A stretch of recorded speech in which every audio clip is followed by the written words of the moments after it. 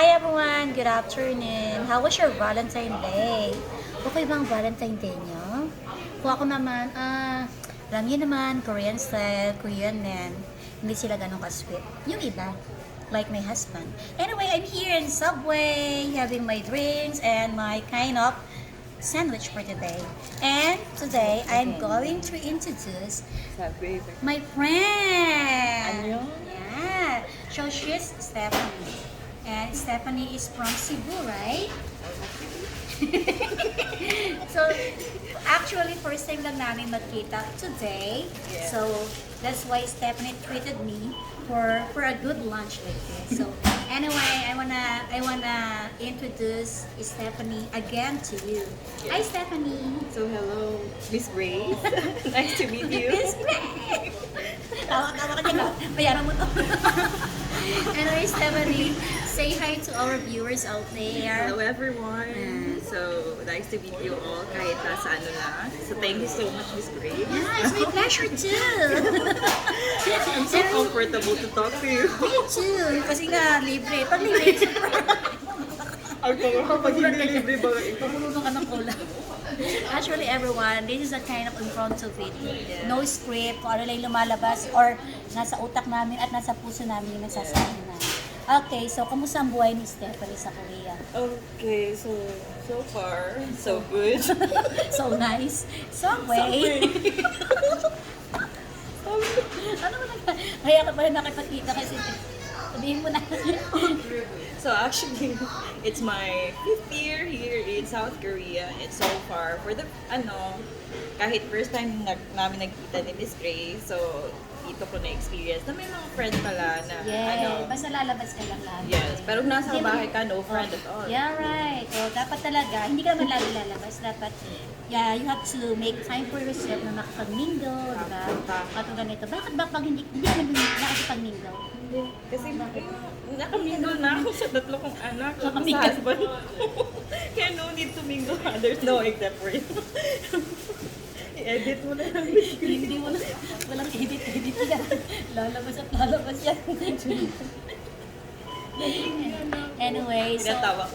anong pakiramdam ngayon na na-try mo makapag-mingle with me and with my friend? Okay, so far, sa totoo lang, nakakapanibago. Kasi nga, although I have friends already, kaso sobrang busy nila. And I'm so very comfortable talaga and thankful. Kasi yung iba kong I do not expect really. Kasi what I expect na mag-meet ko yun, baka sila, Baka social kami? Social. Kaya dinala ko kayo kanina sa social na restaurant. No. Actually kasi, nung nagkita kami niya, talagang, hi, hello, karoon talaga yung greeting sa amin. Tapos pinasok niya kami dito sa taas, dire-diretso kami. Na-amaze naman ako, ano to, ang ganda, ang social, hindi ako bagay. Di ba? Oo. Pasensya na ako. Oo, kasi what I expect sa Miss Grace at saka si Miss May is in a social level. But then I was wrong.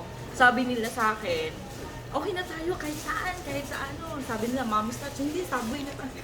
Yung Subway baka naman. Okay, so yun. So I'm so very happy na makakilala ko kayo kahit at the first I'm so komportable talaga ng feeling. Pero nanginginig ako ngayon. Or bakit ka na? Okay. So kasi nasabi mo nga sa akin, 5 years ka na sa Korea. Ano yung pinaka-down moment mo na nangyari sa amin? So far, kasi nag-aaway kami na kasama ko yun. Hindi kasi nga, cultural shock. Hindi ako masyadong marunong pa ng Korean. Medyo intermediate lang. Tapos may mga sinasabi sa akin na hindi ko maintindihan. And we misinterpret and then yun na. Because of away natin. Pero so far, that was from the first or second year ko dito. Kasi nga, after second year, umuwi kami sa Pilipinas. Bumalik naman kami dito kasi Nagkaroon ng coronavirus. and then nagka-depression din ako. That's the reason why kaya bumalik kami dito. Talaga?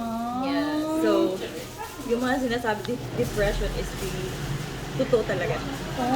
Totoo talaga siya. Promise. Ano ba siya, promise? Nung umuwi namin after quarantine, kasi nga ay yung asawa, kasi sobrang praning ko na eh. Cut. So, nabanggit mo nga yung depression. ang hirap i-deal ng depression sa totoo lang. Sabi nila, umaarte ka lang. Yun yung sinasabi always ng asawa ko. Nung pagdating mo dito sa Korea, nagkaroon ka ng gano'n? Oo. Alam mo ba Bakit? kung anong ginagawa ko? Culture shock? Na-culture shock ka ba? Hindi. Kasi Ano nung yan? pag-uwi namin sa Pilipinas by year 2019, nag-open kami ng business. Ah. Nanibago yung katawan ko. As in everything, nanibago. Oo. Lahat binagsak sa akin ng asawa ko. Lahat. Sinisin sa'yo? Hindi naman sinisip. Kumbaga lahat ng trabaho sa akin. Oh. Oo. And then yung asawa ko is hindi marunong mag-Bisaya. So lahat communicate sa akin. Okay lang naman. Doon ako nagplani nung nag-start na yung COVID. Oh. Because I experienced some symptoms na akala ko COVID.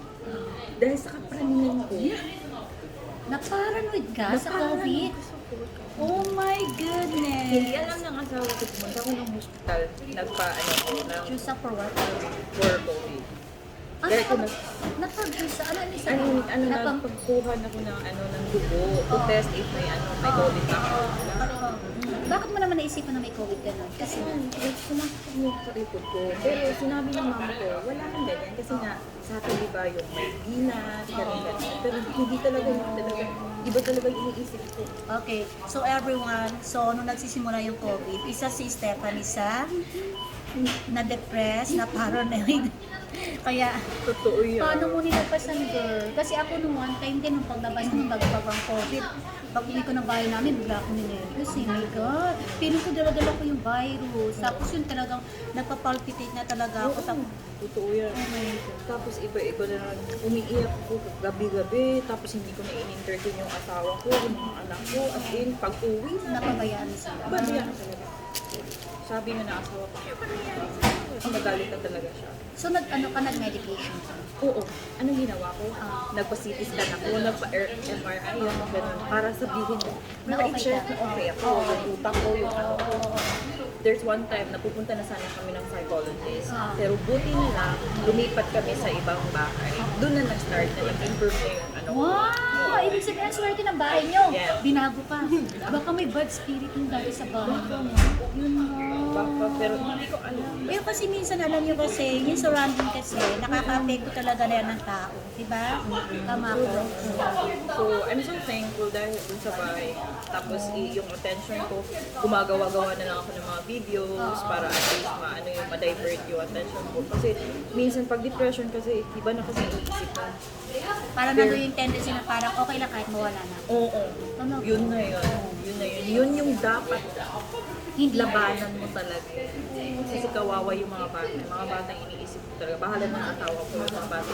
So, ibig sabihin, at this moment, okay na okay ka na ngayon. Wow! Nakikita ko sa mata mo, sa ngiti mo, limit sa lahat sa bulsa mo. Pag ano, hindi ako okay. Hindi yung nag-sabay kami ng asawa ko. Girl, alam mo, may bibigay ako sa'yo. May bibigay ako sa'yo advice as a Korean housewife. Na kasi ako dito is 10 years, almost 10 years na. Ganyan. Ako din, syempre, pagdating ko din, as in zero knowledge. Wala alam sa Korean, hindi sa culture. Naranasan ko din yung mga naranasan. Pero advice ko sa'yo as a Korean housewife, then maisap mo. Then may girl, and love yourself. Diba? Yun yan, like, loving yourself, parang wala ako niyan. Kasi look at my look at my body, look at my face. I don't know. Pero may alam ko kasi dahil nakausap mo na ako, gagawin mo na yan. Oo, of course. Pag stress, kasi kumakain ako. Huwag kang gugumain. Kumakain ako. Magpaganda ka. Yun yung sabi ng mama. Magpaganda ka, girl. Yan. Grace, guys. Anyway, everyone, nalaman natin story. Yeah. Story Stephanie na nagkaroon siya ng depression. I'm sorry everyone kung nabubulol ako kasi after this, I have to go to my work. And then, sana kung ano yung sinabi ni Stephanie tungkol sa kanyang pinagdaanan here in Korea, sana mapulutan nyo ng aral. Anyway, Stephanie, one last message for everyone na lalo na ngayon nakakaranas sila ng depression sa mga Korean housewives. Oh, okay. Yeah, okay, so thank you so much, Miss Grace, for giving me the opportunity na at least makapag-share ng experience and advice for those who are encountering depression at this time. So, actually, depression, totoo po talaga yan. Kung may mga kaibigan po kayo na sabihin, nag-dinarte ka, please. Kung maaari, try to comfort them. Do not judge them. So, try to work for yourself and according to Miss Grace, love yourself. Yeah, love Yes. yourself. Anyway, may regalo ko sa'yo today. Wala. May regalo ko sa'yo. Nalibre lang ko regalo na joke. Joke lang. Dapat si May, kasi birthday niya na. Wait, I have something for you. I have something for you. I have a tissue for you na galing sa Subway. Subway, baka Sige. Sponsor. Bye everyone. Thanks for watching. Bye.